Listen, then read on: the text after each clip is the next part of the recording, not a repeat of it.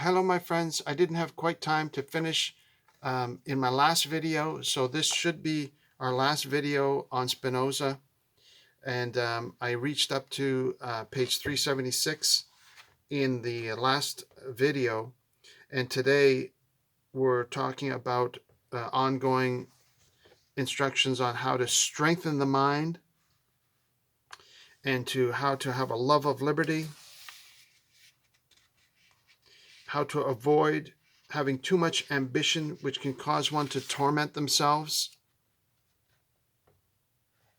And as he winds down, here some statements that he makes that I'd like to share with you.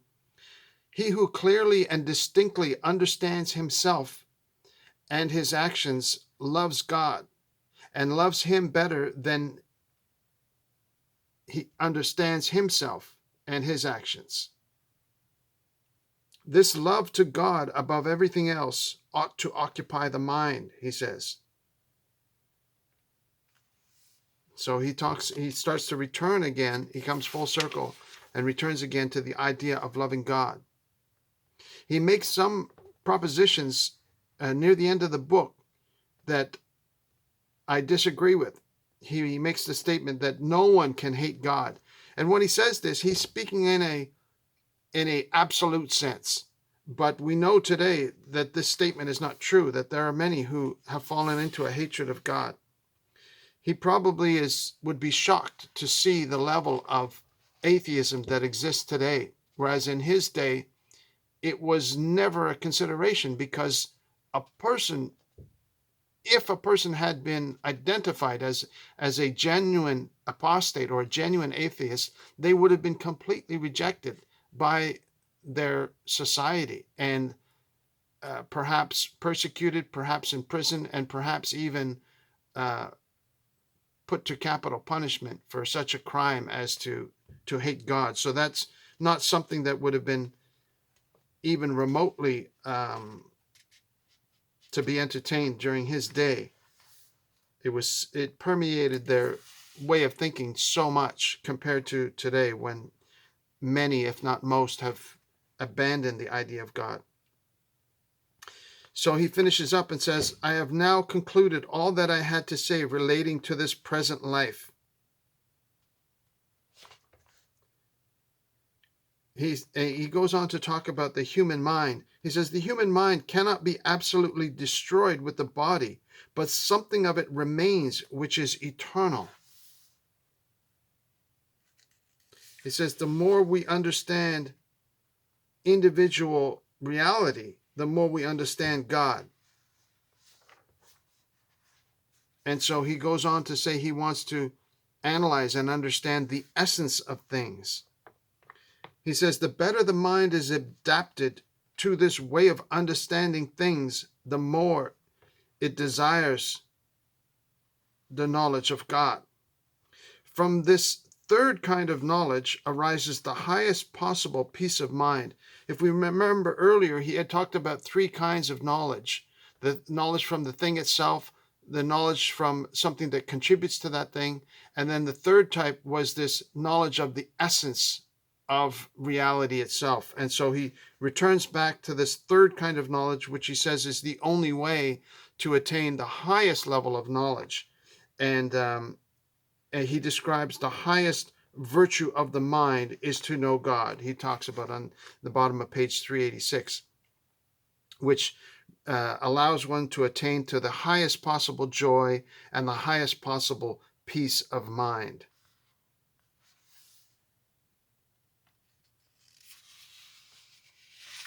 And he talks a lot about eternity. He says that focusing too much on the physical reality can result in confusion, whereas focusing on eternity gives clarity of mind. He says that eternity is the very essence of God.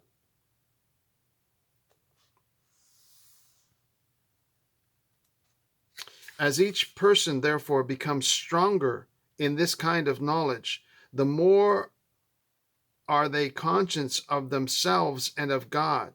That is to say, the more perfect and the happier they can be.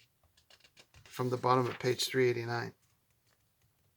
He talks about the highest form of loving God, which he calls the intellectual love of God, which is possible through this third kind of knowledge. He says this awareness of the essence of things. He says that the mind is endowed with perfection itself. He says the mind separate from the body is a form of perfection.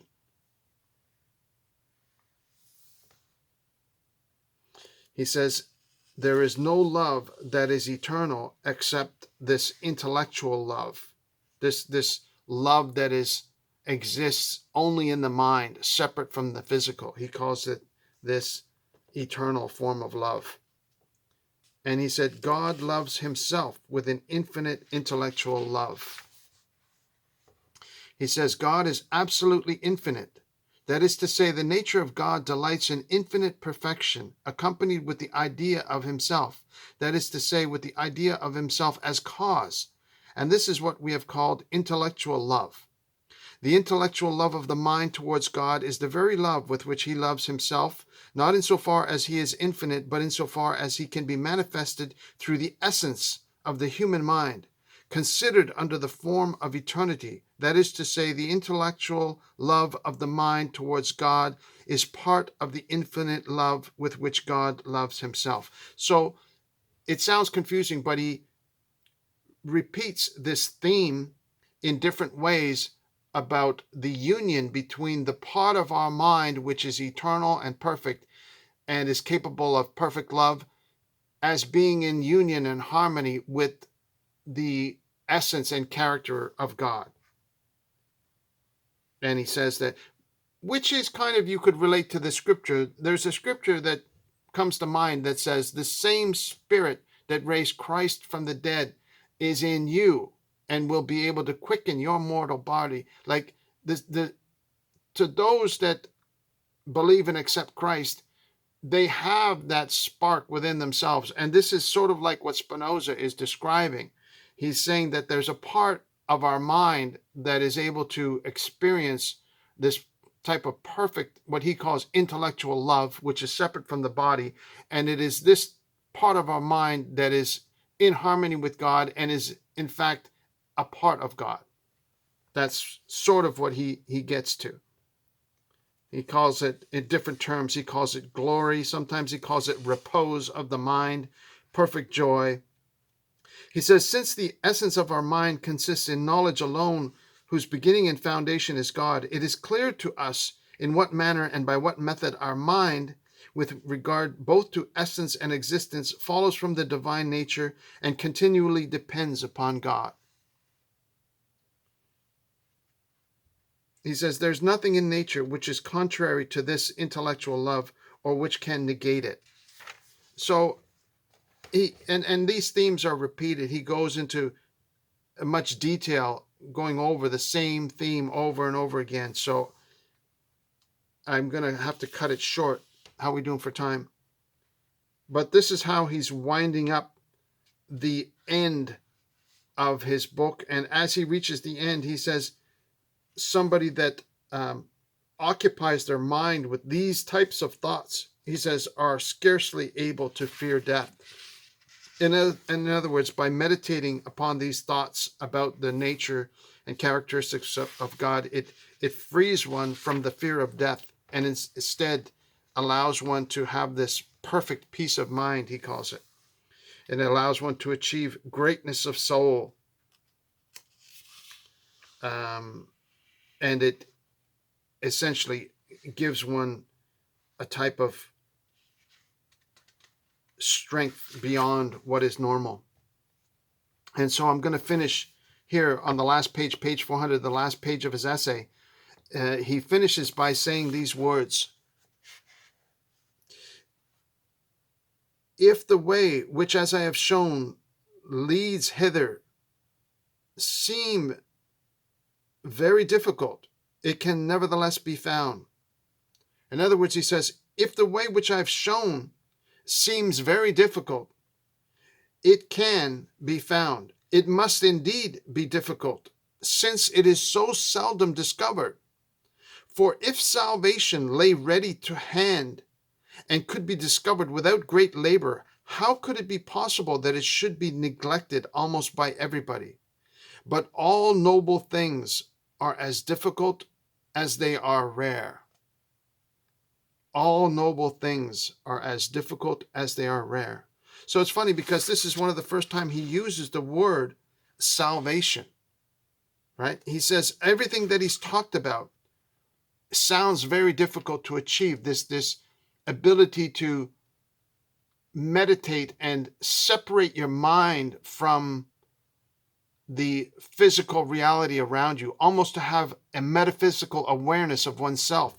He says this may sound difficult to achieve, but he says that he has achieved it himself, and he says anybody that's trained or studied these precepts that he presents to the reader through his writing should be able to achieve it as well. And he said it's to be expected that it should be difficult because so few people find it. A very powerful finish. And the last, the last 20 pages of his essay are really rapid fire precepts and principles that he lays out. Some of them blurry, difficult to understand, but some of them very concise and very lucid. So it wasn't what I expected at all. It really blew my mind, like Spinoza. I'm just really shocked that he is such a exact theist, as well as Christian, by his own admission, and from somebody who was brought up Jewish, having a knowledge, in-depth knowledge of Hebrew scriptures, and knowing Hebrew, Latin, English, probably a number of other languages, French and Spanish, but I'd have to confirm that.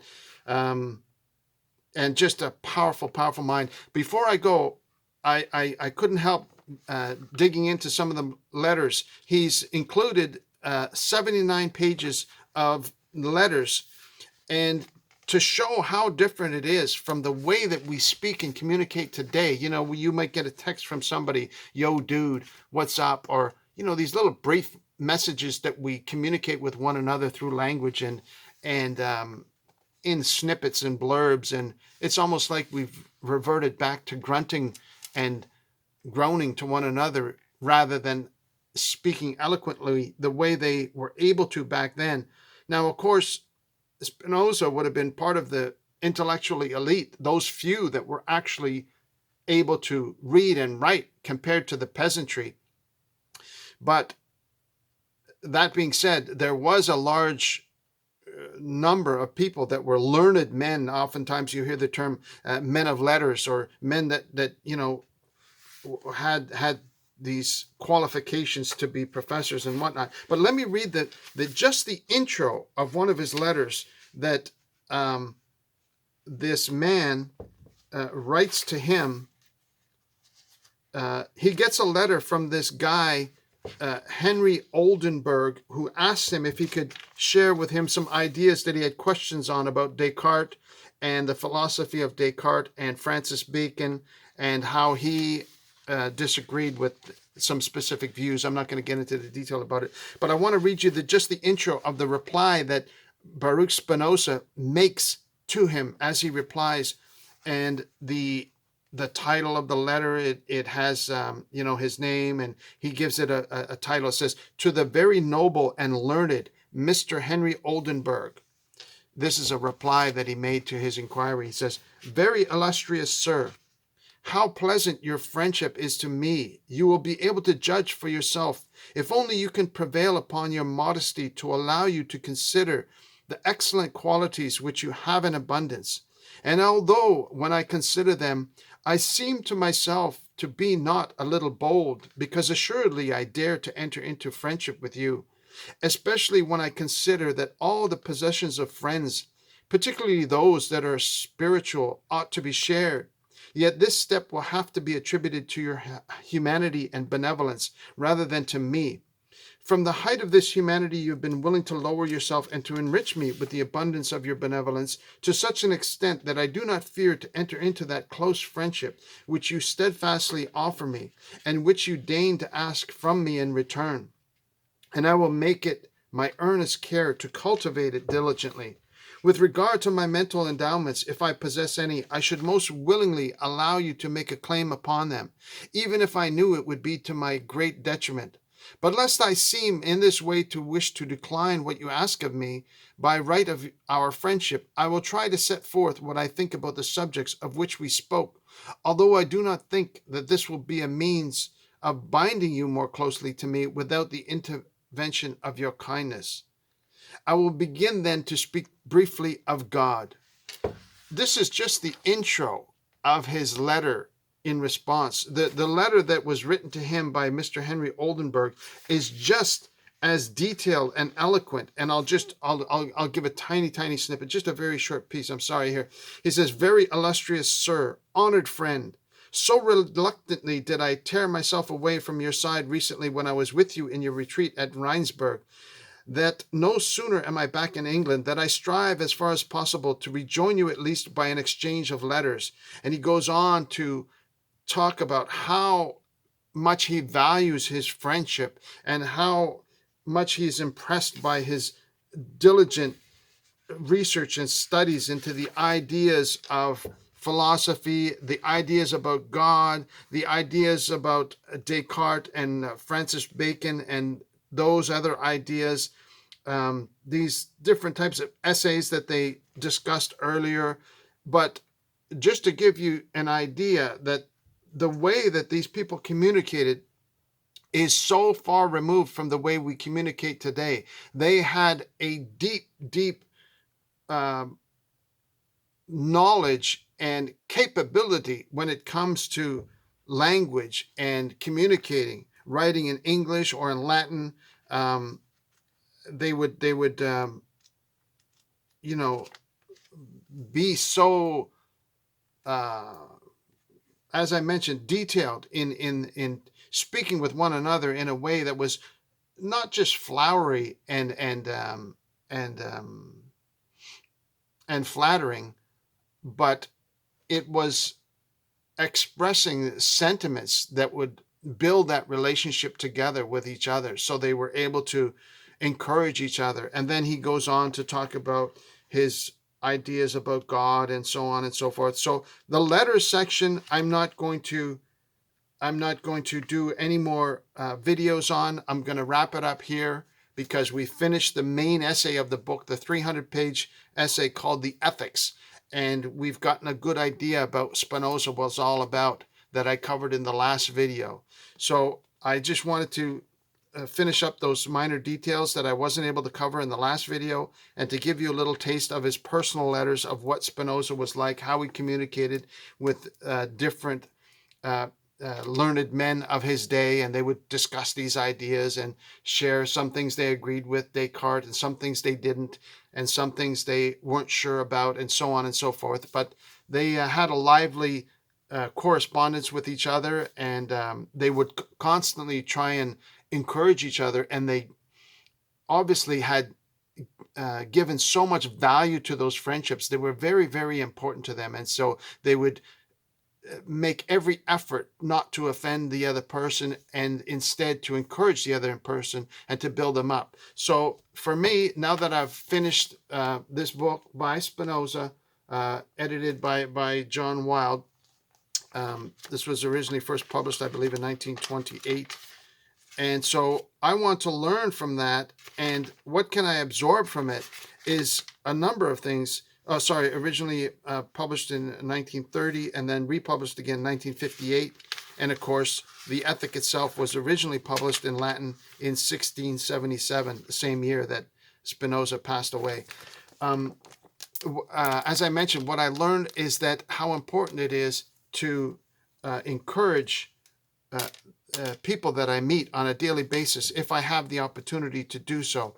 And not only that, but to value how fundamental the not just the belief in God, but the awareness of God, knowing the essence of dealing with a being that would be infinite and have infinite quality, just to meditate on that thought is something that we don't often think about. Perhaps we take it for granted, or somebody might ask us, say, do you believe in God? Oh yeah, I believe in God. And we just go about our daily day and we are busy with this and busy with that. But to really slow down and to try and have an awareness that we are connected through our mind, through love, and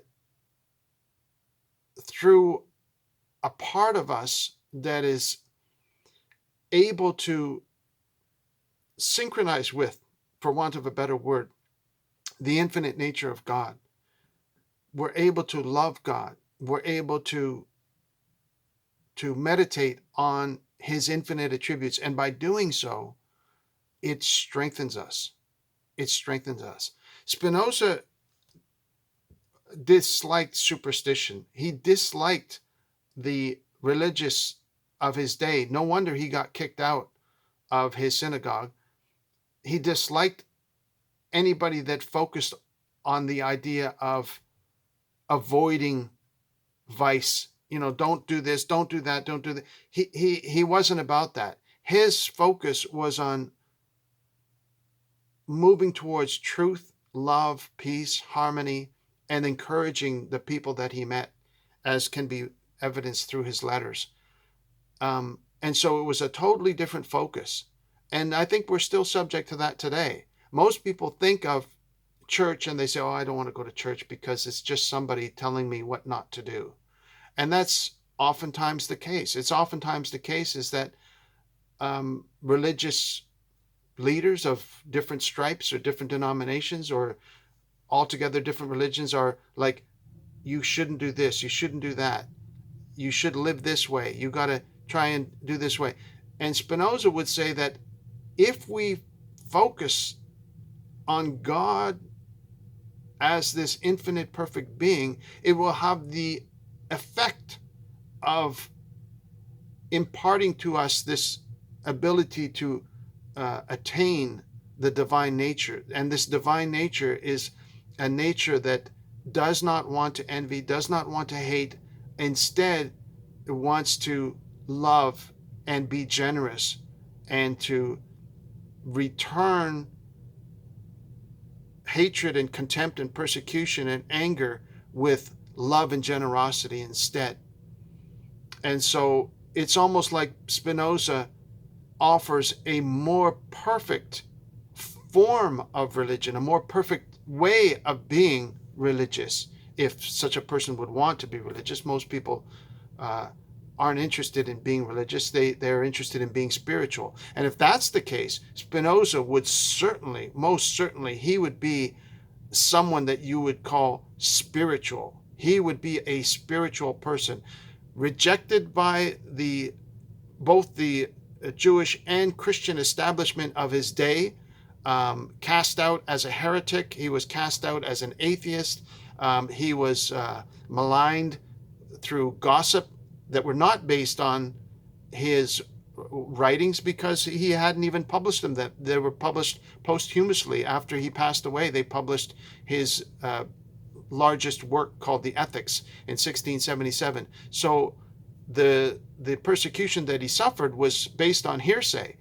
To see his actual writings firsthand, after he had already passed away at the age of 44, 43 or 44, we see obviously that he was not a heretic, he was not blasphemous, he was not an atheist by any stretch of the imagination. He was the exact opposite. He had a pure understanding of God, and he had a very spiritual outlook on life, and he rejected anything to do with superstition and wanted to focus on things that were to him self-evident and foundational and fundamental to an understanding of a God that we consider to be infinite, right? To be able to even hope to understand what it means to be aware of a God that's infinite. This was Spinoza's goal. He wanted